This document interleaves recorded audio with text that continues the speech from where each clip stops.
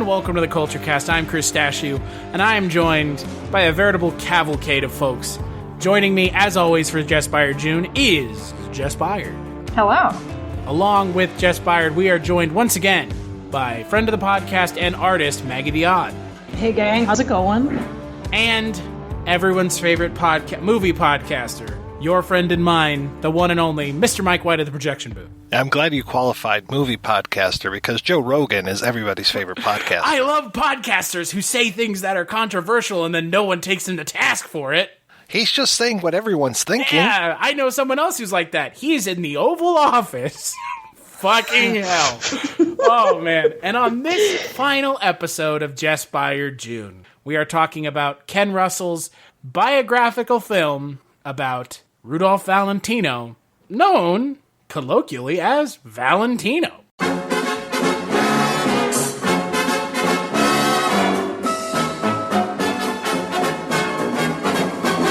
the Sheik of Araby. Your love belongs to me. At night when you're asleep, into your tent I'll creep. The stars that shine above will light our way to love. You'll rule this land with me, the Sheik of Araby.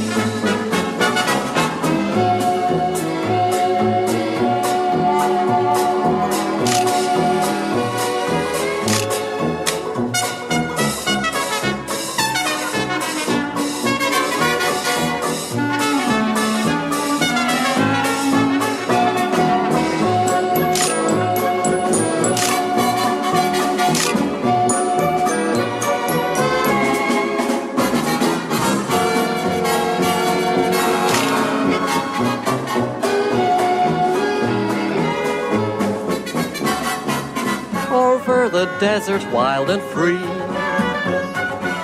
rides the bold Sheik of Araby. His Arab band at his command follow his love's caravan under the shadow of the palms. He sings to call her to his arms. So the film is directed by Ken Russell. The screenplay is by Ken Russell and Mardik Martin. It stars Rudolf Nureyev as Rudolph Valentino and a whole bunch of other folks, but we'll get to them when we get to them. Before I let Maggie and Jess give their thoughts on the film, because I know they have both already seen it, I'm curious, Mike, since you and I hadn't seen it yet, I'm curious what you thought of the film. Of all the movies to invite me on for this month. Wow. That good, huh? I really like Listomania. I love Lair of the White Worm. Pretty good on horror. Love me some Tommy. Pretty much everything else by Ken Russell that I've seen. And then I come across this movie. So was this like one of the few gaps you had in your Ken Russell film watching? No, I've got more gaps than that, especially some of his early stuff, some of his things that are based on, like, composers, those kind of things. So, I mean, I should have seen this film since it came out in 1977. I probably should have caught it at some point. But, yeah, I had never seen it, and I don't think I'm going to be rushing back to this one. So, Maggie, since you're not Jess, but you are our guest. No, contrary to popular belief, not the same person. They are in different rooms this time, so there is proof that they are whole other apartments. Maggie, what do you think of Valentino? This one I really love visually, and I like it as kind of a bio on Valentino. It's very lush. I love its pacing, but once again, I do appreciate Listomania for its flavor retelling as opposed to this, but I do really enjoy watching it. I don't know what it is about it, whether it's like a visual comfort or what have you, but I do enjoy it. It's not my top spot, but I do like it. What about you, Jess? Valentino was, I can't remember how many, I think it was probably like the third or fourth Ken Russell I had seen at the time, and I think this is one that Maggie and I watched together for the first time. Yes? Yeah. And no, look, this movie checks a lot of boxes for me. I think that it has just as much, well, okay, maybe not as much energy as Lisztomania, but I don't think that's necessarily a bad thing. And it also, like, I love classic Hollywood, and especially the sort of exaggerated, really bombastic, hedonistic side of it, that it just seems like this whole other world. And while, you know, maybe the real stories of Valentino weren't, you know, didn't play out exactly this way, and that some events are, you know, moved back in time to kind of aid the plot, I think that that's fine, because we're being told the life of Valentino through various people. So we have many unreliable narrators, which, you know, being subject to their stories, for me, was more interesting than, you know, Valentino's actual life, which is also very interesting, but in movie form. And, you know, Ken Russell's dance background really comes through in this film. And just note on the choreographer involved, actually did assistant choreography for Rocky Horror, was a choreographer on Shock Treatment, and, you know, movie hated by myself but loved by Chris, Bugsy Malone. I mean, I like it. I think the love goes to Father Malone. I'm pretty sure that if we go back and listen to that podcast, there might be the L word coming from you. That's true. I like it a lot. You're right. Is that the L word we're talking about? Yes.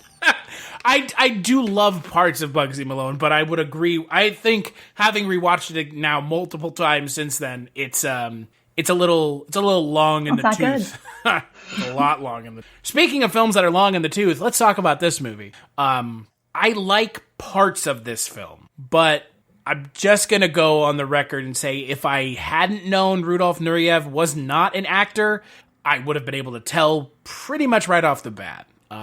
I like, again, the problem with this movie a lot of the times is you have classically trained actors on screen with someone who isn't, but he has the dance background. Obviously, Rudolf Nureyev is a very well-known, one of the most famous, if not the most famous, male ballet performer, and he gets outclassed by everyone in the film because he's not an actor. And look, I'm not saying that just because you're not an actor doesn't mean you can't bring something to a role. I'm merely commenting on Nureyev is outclassed by everyone, be it Carol Kane. He's even outclassed by probably the most obnoxious part of the film, William Hootkins, otherwise known as Porkins from Star Wars. Yep. Which is such a great casting role, to cast Porkins as Star Wars as Fatty Arbuckle. Obviously, that's not why he was cast. Oh, what? Fatty Arbuckle? He was just Mr. Fatty in this movie. Thank you very much. Sorry, Mr. Fatty. How many times could they say Mr. Fatty, and how loud could he laugh? I know. Those are two of my questions. Yeah, I mean, he's unhinged. I love him in this, but I'm glad that I have this kind of missing area of my William Hootkins filmography filled. I appreciate that, because I've seen so many movies with William Hootkins. I love him in Flash Gordon, Bad Timing, Raiders of the Lost Ark, of course. So when he showed up, I was just like, all right, good. Another Hootkins film down. And William Hootkins, essentially, correct me if I'm wrong, Mike, he was one of those American actors who lived in England, so that anytime they needed to cast an American, he was like, I'm here, cast me. Yeah. Oh, and fucking A, I forgot he was Eckhart. He forgot to think about the future.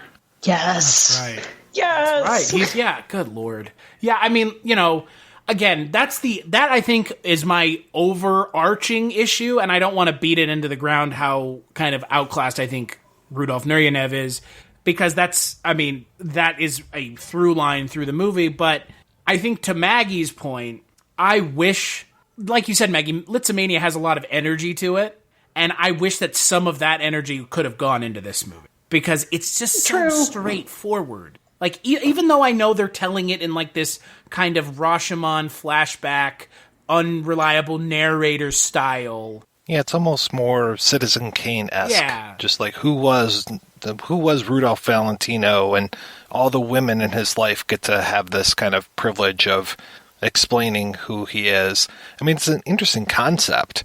It wasn't necessarily clicking with me. Well, and I mean, Ken Russell did go on record saying that this was sort of his, how Chris, we did horror before this, and it was his answer to Pretty Woman, and this was sort of his reflection on Citizen Kane, or like a film like Citizen Kane, and with his Ken Russell way. But though actually Mike and Chris, Ken Russell would actually be more in the agreement with you guys, right. That he didn't actually end up really caring too much for this movie because he didn't end up having final cut on it, which changed, how he viewed it and changed a lot of what he wanted to do.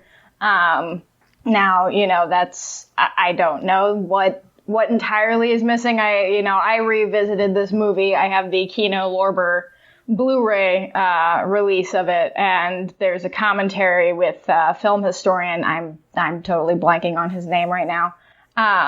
But yeah, he would go on to say that Ken, this whole movie making process was a huge stress for him. It was 22 weeks ongoing, back to back. Rudolf Nureyev was temperamental on stage or on set. And yeah, it sounds like just one of those classic hell sets to be on, just because of how big and expansive all of the set pieces are and how much work has to go into keeping them the way that they are. I can see, why he looks back on it with some bad memories, but I still like the outcome. Well, and the other reason he looks back on it poorly. I mean, we're talking about Ken Russell as if he's still alive. Ken Russell he's still alive in my heart. Yeah, Ken Russell though very much dead, unfortunately, for a number of reasons. Apparently, this is the film he made instead of The Rose with Bette Midler. So I think that feeds into it a little bit. I mean, look, if it's one thing where you're just like, I made this movie, I didn't like it, but it's worse when it's, I made this movie in place of something else. That always, in my mind at least, when we've talked about these kinds of movies where a director turns down another piece for, makes a decision, sometimes it's not the outcome like this. Sometimes I'm glad I made this as opposed to that. This is one of those decisions where it's the disappointment he felt towards Valentino not getting final cut was probably amplified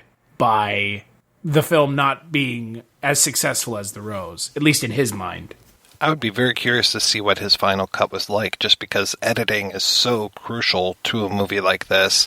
And there are times, you've got the manic energy of Ken Russell, and so, you just have to be kind of careful how that gets channeled. And if a movie feels choppy, which this does at times, it's okay, is that because of the way that it's so manic in other parts, or is it just that I'm now missing things, because there were times where I was okay, where am I now? I was so glad that the Wikipedia was kind of giving me paragraphs of, okay, this is this section of the film. What the hell is happening here? I don't really understand what's going on. And even being familiar with the story of Rudolph Valentino, I was still just who are these women? What is going on here? What's happening here? How is this powder puff falling in his lap? How is this thing going? Just all of these questions that I had, and I was glad that I had this kind of signpost, because otherwise I felt just kind of lost. As a note from the Kino Lorber disc, Tim Lucas is the film historian who does the commentary on it. And he does say, he points out a specific scenes. One particular, there's a scene towards the middle of the film where Valentino and his newlywed wife are arrested, and she's, let go basically on bail, and he has to stay overnight. And so some pretty, horrific harassment happens to him. And there's a very noticeable edit where it kind of there's almost a music cue that starts, and then it kind of goes nowhere. And that, Tim Lucas points to it being stuff that was cut out in the final cut, where there were things, spoiler alert if you don't know that Rudolph Valentino is dead, and like many of the silent film era stars, didn't live to see pretty much past 40. A lot of them died in various circumstances. But we don't really, in the film, that's not really alluded to as to why until towards the end, where it's just kind of thrown at us that he's kind of has this, appendicitis illness all of the sudden that, would eventually take him out. And so it's things like that for some reason just didn't make the cut. Whatever the reasons were, whoever in the studio it was that was making those decisions. Well, and, to both of your points, it is disappointing that we're never going to get to see this final cut. But at the same time, like you just mentioned, Jess, I guess I don't know, other than it's a Ken Russell movie, and it's telling the story of a person who's, real life, ostensibly, as opposed to Litzomania, which kind of goes in a more anachronistic direction. I'm still looking for what makes this movie a Ken Russell movie. And I feel like I've been saying that now since less Lair of the White Worm, but with horror, definitely. But this is like, I'm missing that, like, wry sense of style that the Devils or Litzomania had. But maybe it's just me, and I just felt really thankful to have these two movies where the style was almost neck and neck with substance.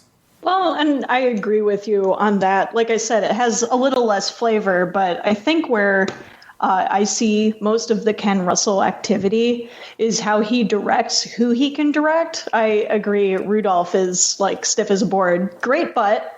But he just cannot. 100%. I mean, he's a very talented ballet performer. No one's going to. Absolutely. And those sections are very worth it. It's just, I think that it's more of the characters that he derives from these real people, how they're like twice as exaggerated, and how it kind of reflects on the fact that they are silent movie actors and like artists of the time, where it just comes off that way, where it's just cartoonish in the light of realism. It's just not as much. It's almost like, I think the edit does really stifle some of those really punchy parts that I think would have been really successful had he been manning it. But that's the one like Ken Russell detail that I could find. It's just, once again, if they aren't going to be participating half as well as, the actors and actresses in Litz, it's going to fall flat. And for a drama queen on set, I'm not fucking surprised. Yeah, it doesn't come through. All the drama that was going on was behind the scenes. He didn't bring any of it on screen. It's kind of weird. I mean, when you have these actors or someone who's, I mean, look, here's the thing. If you read about the film, which I know everyone here did, Nureyev was not even the original choice for Rudolph Valentino. He was originally just going to be cast as Vaslav Nijinsky, who is the dancer that Valentino is dancing with at the beginning of the film. And I guess, okay, you're going to go from a small part bit part to the carrying the film on his shoulders, Well, I mean, in large part, I think the reasons for that were, he was pretty actually similarly built to Valentino, although he was, slightly shorter and had a narrower waist. But his dance background and everything. And I don't know. I would actually disagree, Chris. I think that this is a Ken Russell movie.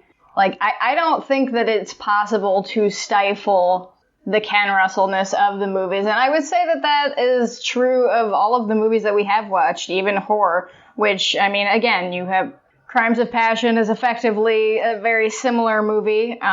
So there's maybe that, benefit of my previously viewing that before watching horror, where I can see those Ken Russell isms. But I don't know. I see it in the set design. I see it in the elaborate choreography. I see it in the cartoonish recreates of the silent films that we get to see, all these different reenactments from Valentino movies that I think are really fun and a really interesting way to do it, and actually get to show that stuff on screen rather than it just being kind of a part of the background. And even if a lot of the drama does happen maybe off screen, I think that's kind of I don't know. It's kind of parallel for me to those, what newspapers and tabloids would have been like back then, where it's just headlines. All you're seeing is headlines. All the drama you didn't see. There weren't cameras. There wasn't social media. There wasn't any of that. So you're not seeing it as a public. It's just you building it up in your head.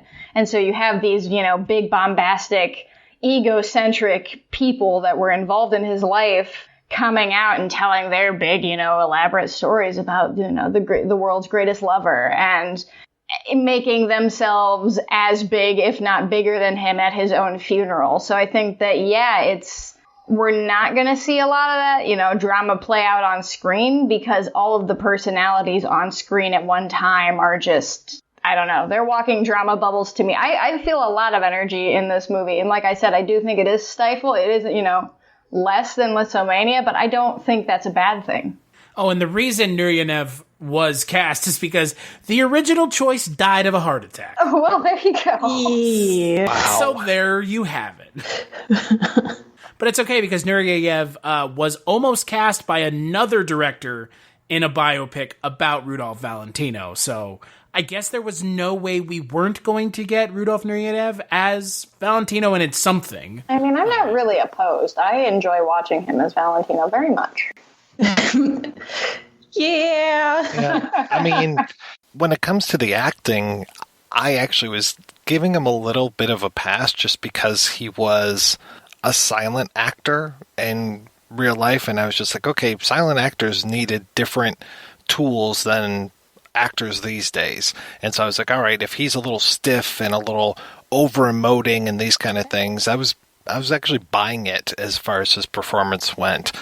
Yeah, to me, the biggest thing was just the gristle, the stuff between the scenes, where I was just like, okay, who is this person now, and who is this person, and just like, especially when they would cut back to the funeral home and they would have all the theatrics that were going on there, and just there were times where, like, the Michelle Phillips character, I was having a hard time like figuring out when she was there. I mean, it's told in a non-linear narrative style, and I think he was with her and then left her and then went back to her, possibly.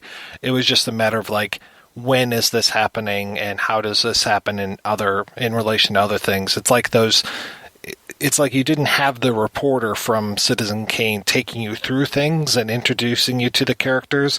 Instead, you were just like, suddenly I'm with Joseph Cotton, and who is this guy? And not making that connection that this guy is the same as the guy that worked in the newspaper office. Well, and so in regards to that commentary that I listened to, he talks a little bit about how some of those events were moved around. They were exaggerated or moved around in the time so that they would fit in the plot better than when they actually occurred in Valentino's actual life. But in regards to a character like Carol Kane, who is present during the fatty, Mr. Fatty scene, where Rudolph and his dancing partner Marjorie are effectively, she's humiliated and he kind of saves the day. But Carol Kane, is there, and she kind of catches his eye, and then we get a scene or two with them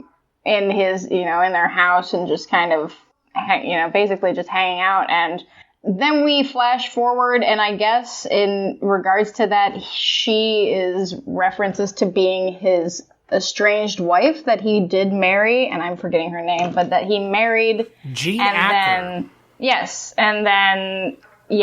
Was estranged. Not sure if he ever really went back to her, but they said that she wasn't allowed to be named in that movie because of legal reasons. She was probably still alive at the time. Yes, I believe so. She was.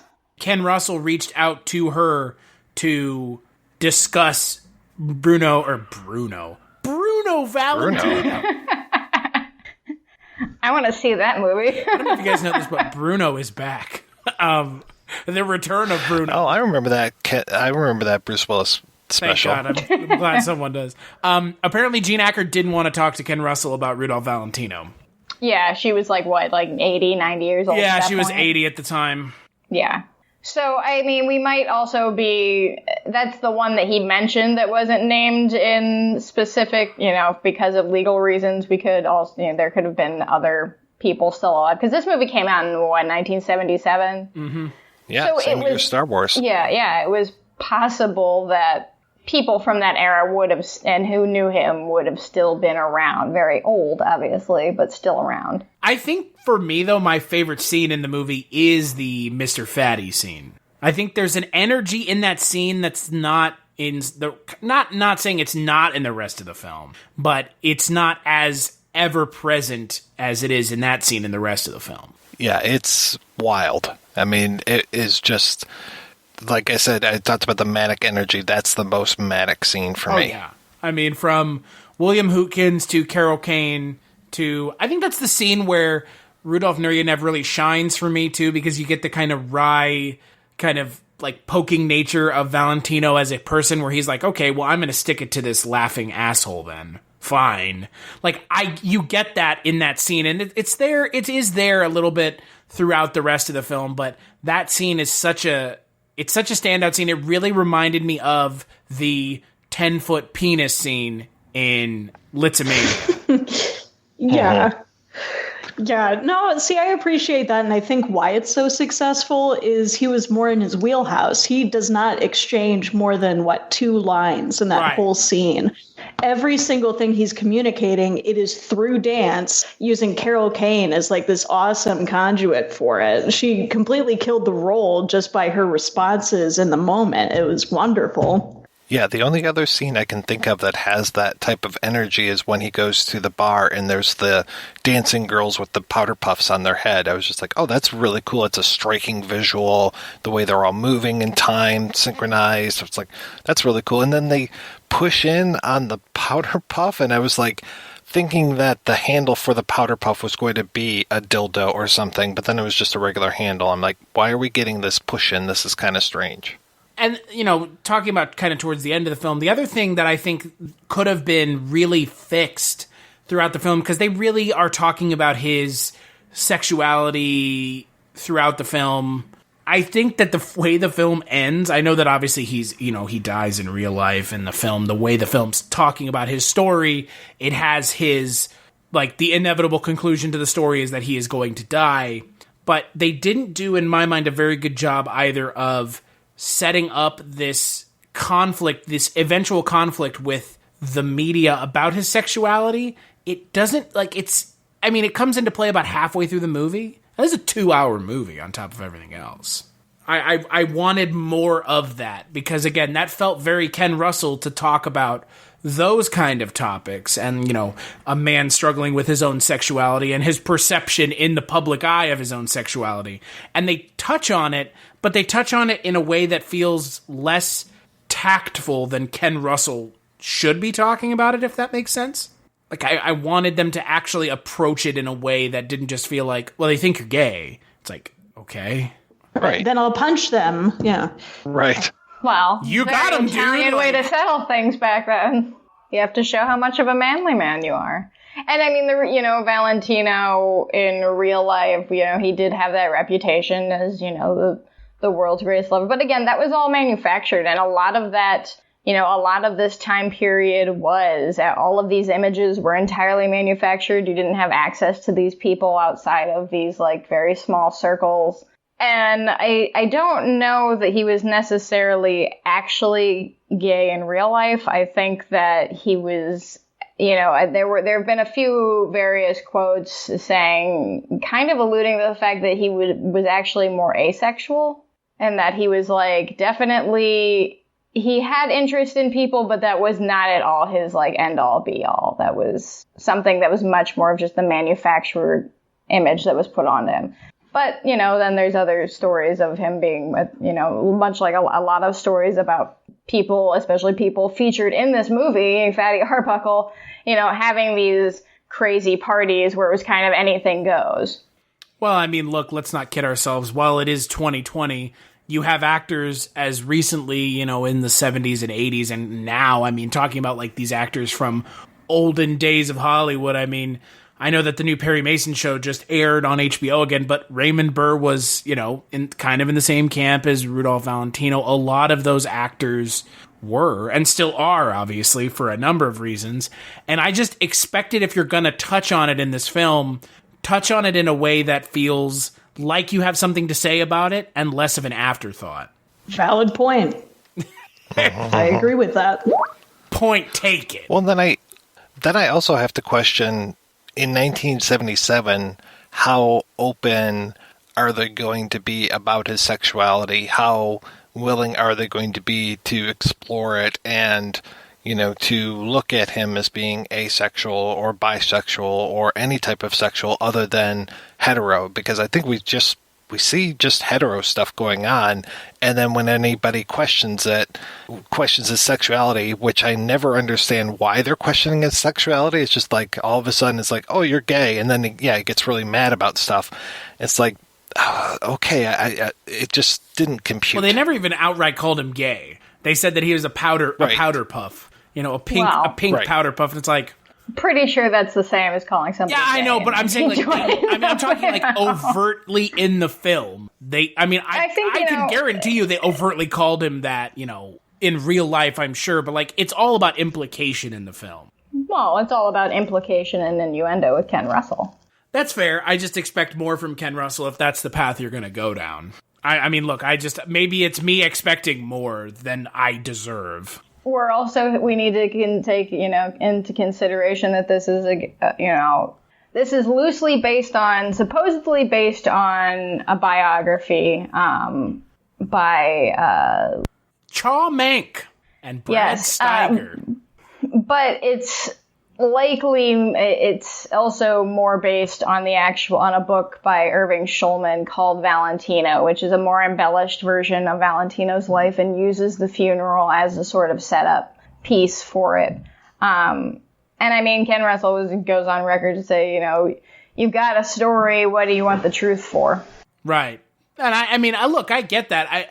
I think the weird thing for me about this film versus something like Litzomania is there is a sense of kind of flexing your muscles a little bit more with Litzomania, and Valentino feels very much like just a straightforward biographical film, and that is not what I was expecting. I was expecting something a little bit more, not abstract in a way, but a little bit more of something. Just give me something more to chew on here, because Litzomania gives you a lot. The anachronisms in the film only go so far with Count Hitler Frankenstein, or what, I forget what you were calling him, Maggie, in that episode. Count Hitlerstein. You're close. Real close. But maybe it was me hoping that that's what this was going to be, and I didn't get that, but that's neither here nor there. Once I realized that this was a rather straightforward biographical film, I settled in for kind of that experience. But it's kind of weird. You go from Litzomania to this, and it's like, this is just an autobiography, pretty much, or a biographical film. And take an account of the things that you like so much about Litzomania and the storytelling and everything behind it, and that Ken Russell did write that movie and wrote The Devils, but he did not write pretty much any of the other movies that we've watched. I guess not really. Okay, sure. Not really. It's based on a play. It's an adaptation. Right. Well, technically, The Devils is an adaptation. That's true, but... And isn't Litzomania technically an adaptation? It's an adaptation of a life. Did Ken Russell, did he write an original movie from scratch, or were a lot of it... Crimes of Punishment, I think, is written by him.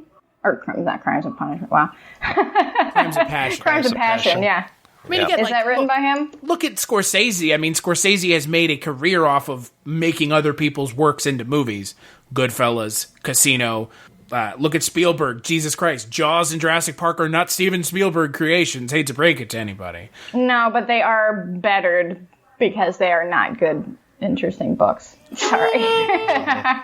I would agree with Jaws, but I like Jurassic Park. The book fine, you can have Jurassic Park, but Jaws is a terrible book. Jurassic Park the book I liked better than Jurassic Park the movie. With you on that. Yeah. Wow, that's I haven't fine. read it. Jaws the book has some interesting stuff that they don't do in the movie because it's a Steven Spielberg movie, like the Right. It gets pretty like graphic. the affair. Yeah, like the affair Yeah, between just a bit. Brody's wife and which would ostensibly be Dreyfuss's character in the film. Yeah. Yeah. And I was mistaken. Ken Russell did not write Crimes of Passion. Barry Sandler did. But I think, just to my point as far as Litzomania and The Devils go, which are, Chris, of this month, I think it's safe to say those are the two that you would revisit, the two that you enjoyed the most out of this month. And they are both written by him. They're both written by him, and The Devils was made during a time where it was banned for a reason because they did let him have final cut on it. So the things that you like about Ken Russell are him being totally untethered. And when he does have to have some, either he doesn't get final cut or he's limited by, other writers or other filmmakers, whatever, then there's some of the gloss is lost, which I totally get. Right. Because I would agree with you. I would agree with you that, like, the first two of this month are probably the most fun you're going to have. Well, like, The Devils is not fun, but, the most experience you're going to have out of Ken Russell movies. Yeah, I mean, look, again, those two movies being where they were was a decision that we made. I guess, you, whoever, that was the decision that was made. Should it have been in a different order? Maybe, but I don't think it would have changed my opinion a whole lot. I would have just been like, I guess I would have been like, where's all the good stuff I've heard so much about? Is probably that's what would have been the kind of converse of this situation would have been. Ken Russell's just kind of like a director then, yeah? And then it's like, oh, The Devils and Litzomania, and then you kind of get this really exciting, interesting style. So, and look, I mean, I didn't even watch, the two movies that I would say he's really known for, which is Tommy and Altered States. So, Which also, I mean, not Tommy is I think that's probably, Maggie, would you agree that's probably on the same level of energy as like a Litzomania? Oh, yeah. I mean, it's a lot more blatantly out there for whatever reason he deemed necessary, but it was also a lot more of like an abstract production to begin with. It's essentially a long-winded music video. You have to really like worked in that favor. You have to really like The Who, right? Yeah, which I don't really love The Who, so. Mike, what is your favorite Ken Russell film? Gosh, probably Tommy. I think that's the one that I've seen the most. And after that, maybe Crimes of Passion, because I saw that at just the right time when I was growing up, if you know what I mean. Nod, nod, wink, wink. I have not seen it, so I have no idea what the hell you're talking about. I'm assuming it has something to do with Kathleen Turner, yeah? Okay. Just across the board. Best stalker in movie history. Best weapon. Yes. And also Rick Wakeman trying to do like a weird porno soundtrack. It makes my life. Oh my God. So now I have to watch this movie. and clearly Tommy and Altered States. I mean, again, If we do a whole other month, you just throw in Gothic and there you go. There's your 4. Yeah. Or Last Dance with Salome. Yeah, I've always heard that The Boyfriend is supposed to be very good, but I've never seen it. I've never seen that one either. I haven't seen his more, and I would say that they're probably his more subdued movies, like The Boyfriend and Mahler.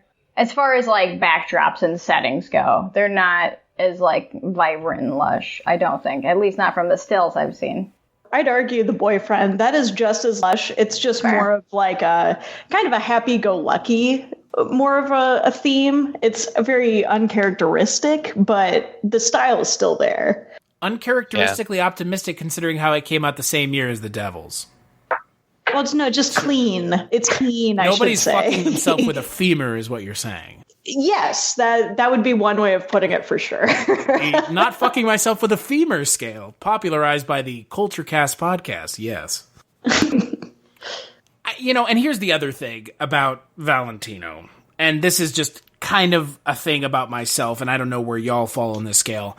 I really don't like I don't like biographical films. I don't like biopics, because very rarely are they done in a way that's interesting. It's all very rote and very straightforward narrative. And while this film, like Mike mentioned, has a non-linear narrative, the outcome is still the same, and how we get there is different a little bit, but it just feels so...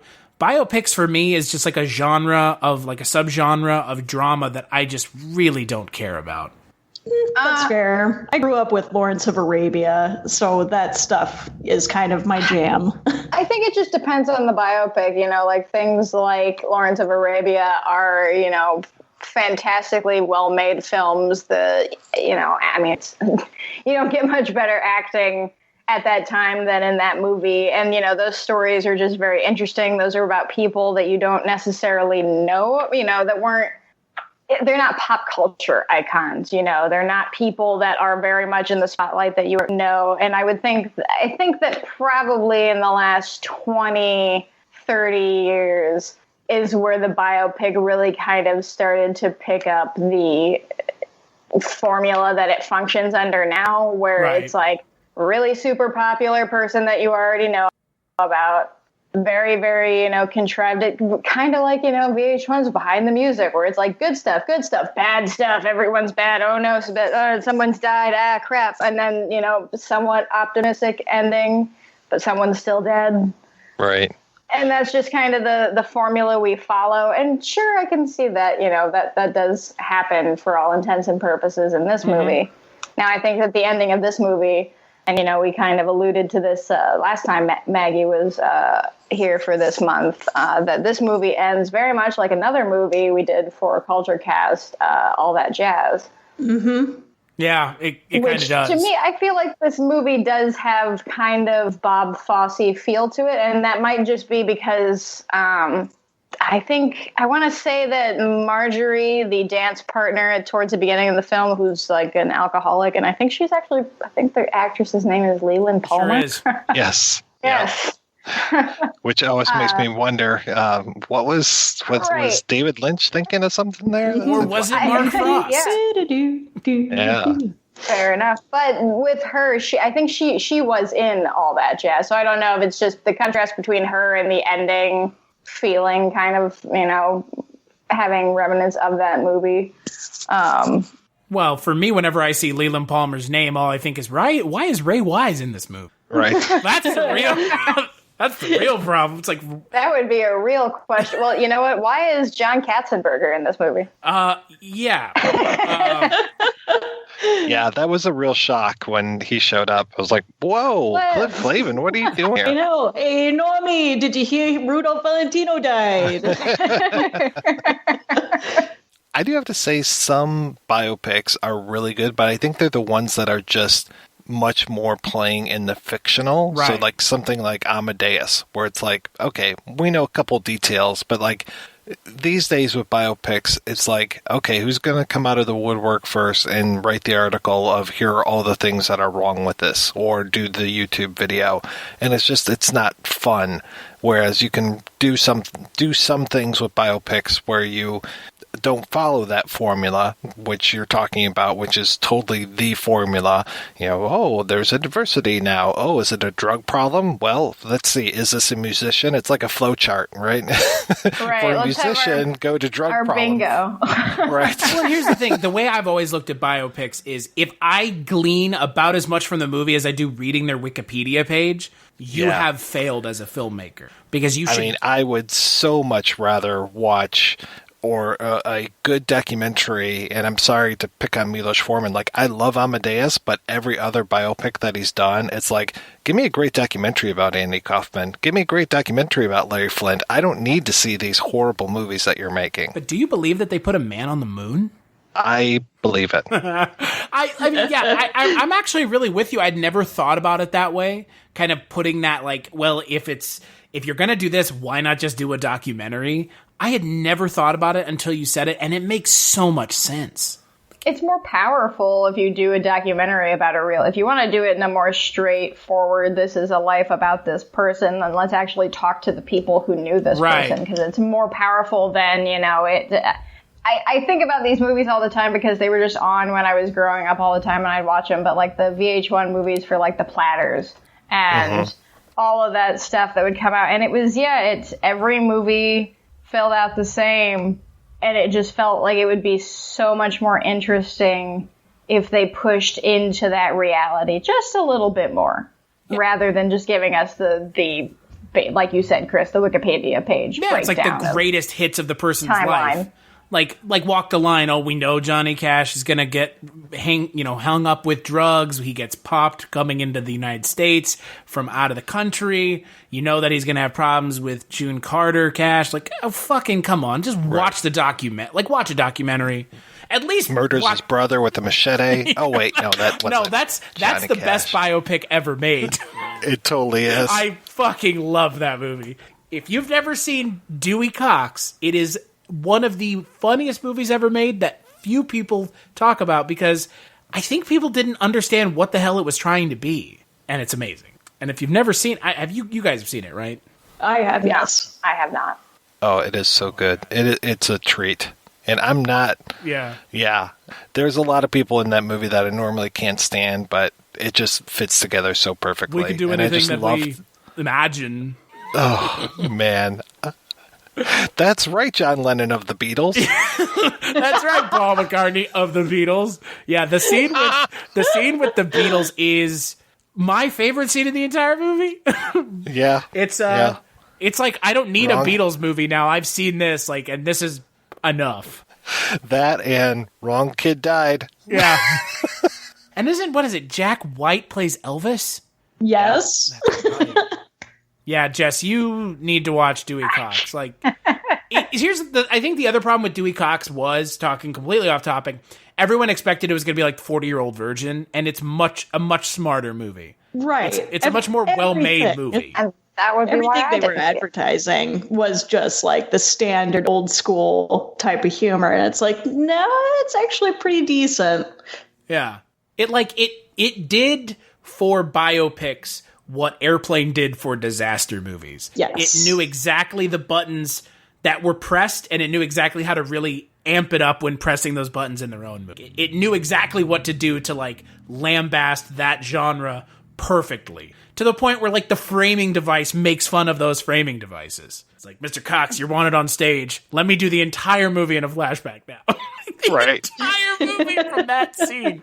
Oh boy. Yeah, there's a reason we've never done Biopic Month on the Culture Cast, because it's just not a genre I really have an interest in visiting. And if you, the listening audience, want to hear us do it, I guess email me, message me on Twitter. That's fine. If there's an interest, sure. It's just they're all kind of samey, at least the current ones. And I think I'm not speaking out of turn for any of us. They're all kind of samey, and that's the problem. Yeah, there's just only so much you can talk about somebody's life. And there's only so many quick cuts that you can throw into one scene in Bohemian Rhapsody. Am I right, folks? Am I right? 25 quick cuts in one scene, nominated for Best Editing. Fuck are you guys smoking over there at the Academy? Oh, man. Well, that's the other thing about biopics, right? They're always guarantees. Oh, pretty much. It's like the Oscar bait of Oscars. They're star vehicles. That's what they are. Yeah, look at Eddie Redmayne. That guy can barely act, and yet he has an Oscar. Yeah, he's not doing anything anymore. He's doing that thing. What's it called, Mike? Were you the one who was talking about whisper talking?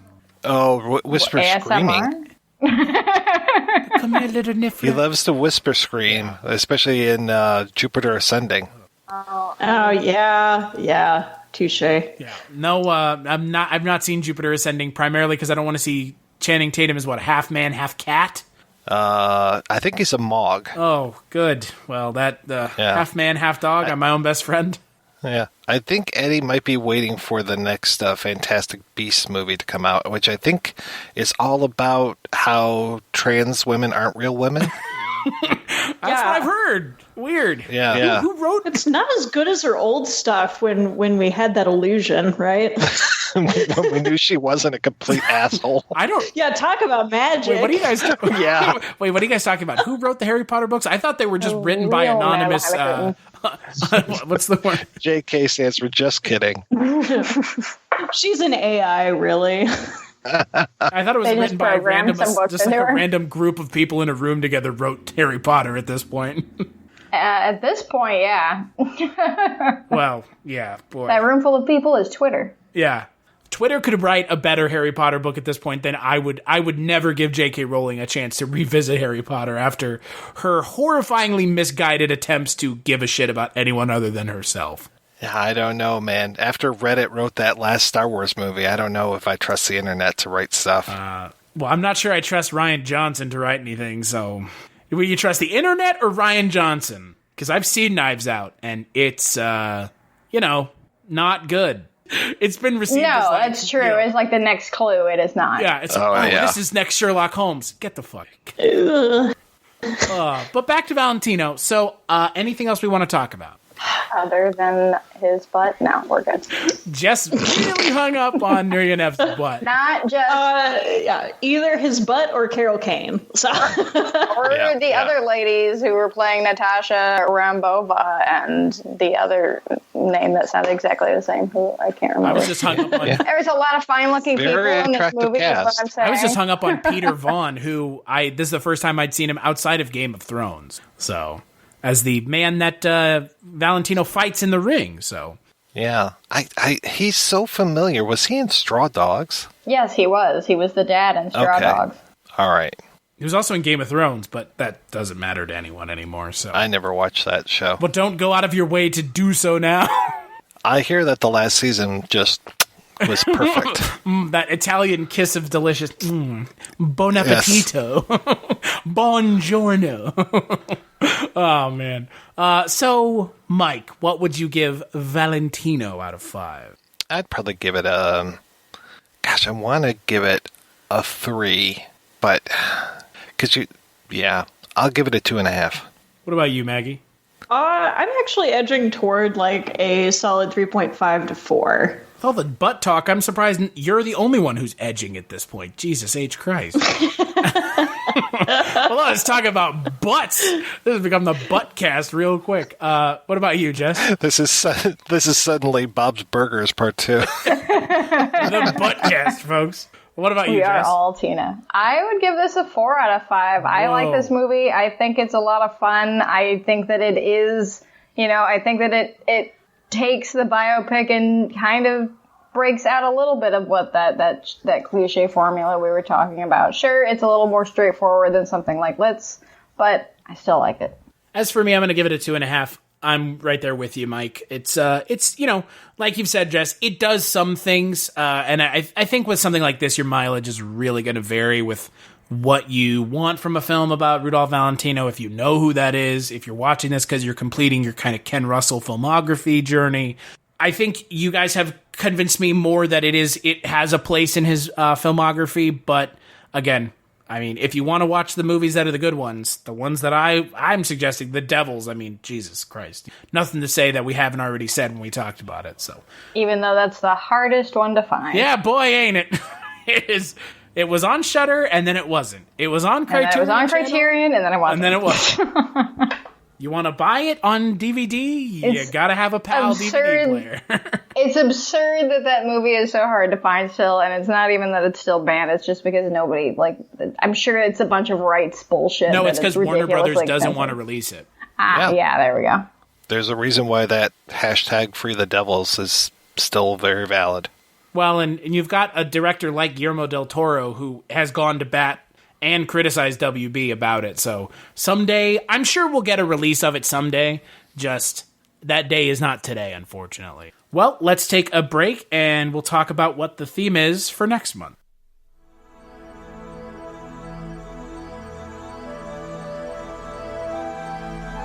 In this land of frozen beauty, where a proud people make their home, Aegis Oil is making a killing. The people here want to talk about the poisons in their environment. If Aegis 1 is not online and operational in 13 days, then the oil rights will revert back to the Eskimos, and that is not going to happen. But there is hope. And now, he's here. Steven Seagal is on deadly ground. You're an oil man. But I put out the fires. I stop spills. We are being lied to by some of the most sophisticated people on earth.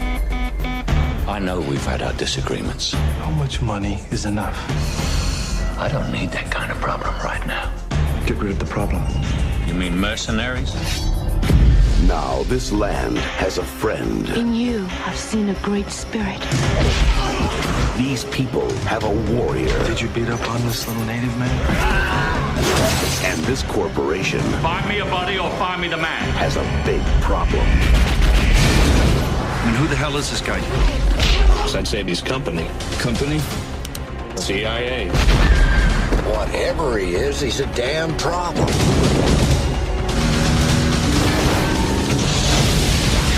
Steven Seagal. Time to move out. Michael Caine. He'd need a miracle to stop us now. Just gonna reach out and touch somebody here. On deadly ground. So on the next Culture Cast, and in July, we're going to be talking about a real quality actor. We're going to be talking about everyone's favorite, really, really dour, muted, Nehru jacket-wearing action star. We're going to be talking about Mr. Steven Seagal and his films that were the ones that came out in theater, because that's a distinction we have to make, unfortunately, because so many of them are straight to DVD. Next month, we are kicking off Steven Seagal month with a look at On Deadly Ground. I'm on that one. You are on that one, and so is a newcomer to the Culture Cast, Cullen Gallagher, who once again met through Mike White because all roads lead back to the projection booth. Hey, man, it's the truth. All podcast roads lead back to the projection booth. Even Joe pretty Rogan's much. podcast leads right back to the projection booth. Joe Rogan learned everything that he knows from me. You know what? Every racist, sexist, homophobic thing he learned from me. Hey, you forgot transphobic. Oh, yeah. Well, and, conspiracy theory, so. Yeah, that's true. Yeah. So until then, where can people find you, Mike? You can find me over at the projection booth, where, me and Joe Rogan are talking every week, which is at projectionboothpodcast.com. What about you, Maggie? Well, I have recently moved to the dumpster behind the Denny's, but you could also follow me on Instagram at Maggie the Odd. Are you that character from Mulholland Drive? Yeah. I had a dream about this place. God, you guys are terrible secrets. Just pops out and scares everybody. Yeah. What about you, Jess? You can find me on Twitter at writer Jess Byard. Pretty much post everything there. But if you want to hear Chris and I together talking about other things, you can hear us on our podcast, The One Season Show, where we talk about television that lasted only one season. And you can find us over at the Scary Stories We Tell podcast, where we get into some spooky true crime, paranormal, various unexplained events, all kinds of fun interviews over there, featuring Mike White and soon to be featuring Maggie. So you can find all of us there shortly. No Joe Rogan. And you fuck Joe Rogan. But no, that's pretty much it for me. Not yet, Mike. You're a funny guy, you know? Oh, man. The only reason we would talk to Joe Rogan on that podcast is for the views. That is it. We could probably get him, we could reason getting him on Scary Stories, but maybe, but I'm not sure. It kind of is a scary story. Boy, wouldn't it be? As for myself, you can find me on Twitter, casualty_Chris, Chronicles from the Crypt, the Legends of Barney Miller. Boy, I don't know. Fuck the Legends of Barney Miller, brother. The Life and Times of Barney Miller, and Dreams for Sale. Those are some other podcasts other than the ones that we've already talked about. As for this podcast, CultureCast on Twitter, culturecast.com, patreon.com/culturecast is where you can find all the information you need to either find the podcast, listen to old episodes, or donate your hard-earned cash to us. And as always, big thanks to our good friends, the three of y'all, for joining me to talk about Ken Russell. To Jess for programming the entire month. That is Jess Byard June #2 in the bag. We can't say Electric Boogaloo anymore. Thanks, racists. Found that out the hard way on an episode of The Projection Booth. And make sure to check out the next episode.